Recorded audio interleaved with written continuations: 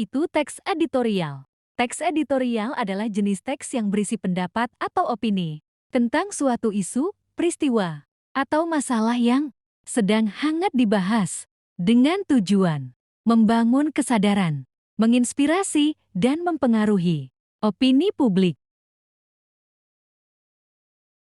Berikut jenis-jenis teks editorial beserta penjelasannya. Pertama, artikel opini. Artikel yang menyajikan pendapat atau opini tentang isu terkini. Biasanya ditulis oleh pakar atau tokoh publik. Kedua, kolom redaksi. Teks editorial yang ditulis oleh redaktur atau pemimpin redaksi.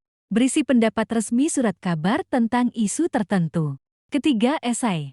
Teks yang menyajikan analisis mendalam tentang topik tertentu, seringkali dengan sudut pandang pribadi. Keempat, artikel analitis. Teks yang menganalisis isu atau peristiwa secara mendalam dengan data dan fakta yang akurat. Kelima, editorial koran. Teks resmi surat kabar yang menyatakan pendapat tentang isu terkini. Keenam, komentar. Teks yang memberikan pendapat atau tanggapan tentang isu atau peristiwa. Ketujuh, resensi. Teks yang memberikan kritik atau ulasan tentang karya seni, buku, atau film. Kedelapan, opini publik. Teks yang menyajikan pendapat masyarakat tentang isu terkini. Kesembilan, analisis politik. Teks yang menganalisis isu politik, kebijakan, atau peristiwa politik. Kesepuluh, komentar sosial. Teks yang memberikan pendapat tentang isu sosial, seperti kemiskinan, pendidikan, atau lingkungan. Berikut struktur teks editorial. Bagian awal. Pertama, judul, menarik dan relevan, dengan isi teks. Kedua, pendahuluan atau lead, mengenalkan topik, membangkitkan minat pembaca dan memberikan latar belakang. Bagian utama. Pertama, tesis, kalimat utama yang menyatakan pendapat atau opini. Kedua, argumen, penjelasan, dan alasan yang mendukung tesis. Ketiga, analisis, pembahasan mendalam tentang topik. Keempat, konto atau fakta, data atau contoh yang mendukung argumen. Kelima, pertimbangan, analisis dampak atau konsekuensi. Bagian penutup. Pertama, kesimpulan, ringkasan pendapat atau opini. Kedua, rekomendasi, saran atau tindakan yang diusulkan. Ketiga, pernyataan penutup, kalimat penutup yang kuat dan efektif. Hal-hal yang harus diperhatikan. Pertama, bahasa jelas, efektif, dan persuasif. Kedua, tata bahasa rapi dan sesuai EYD. Ketiga, struktur kalimat variatif dan efektif. Keempat, penggunaan data akurat dan relevan. Untuk mendalami materi, berikut contoh teks editorial.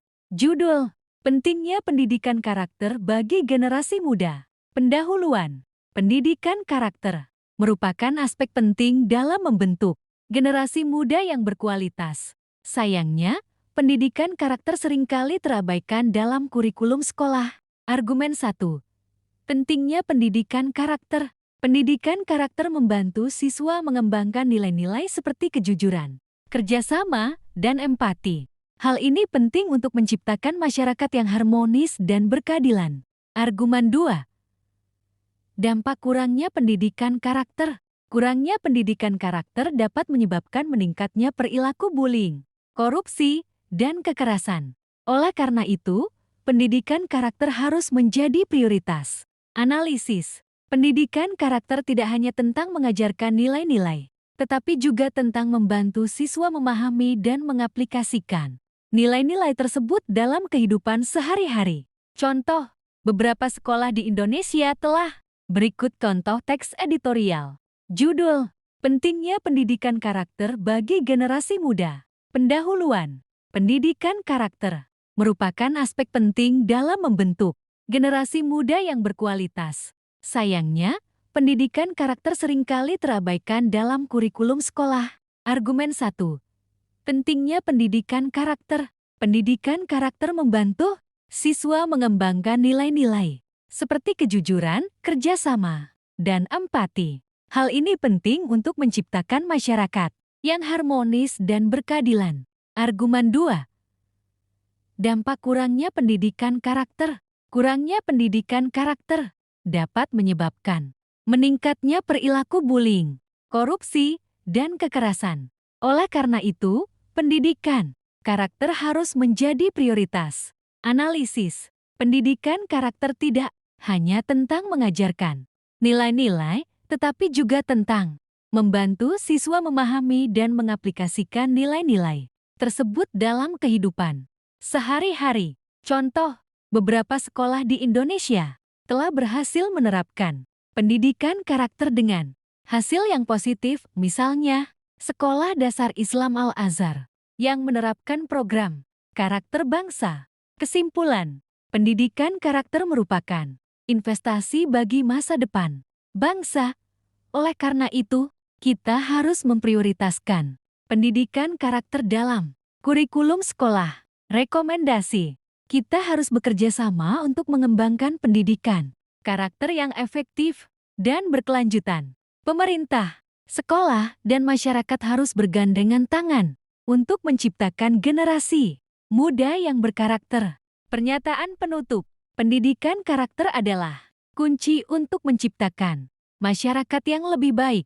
Mari kita jadikan pendidikan karakter sebagai prioritas kita bersama.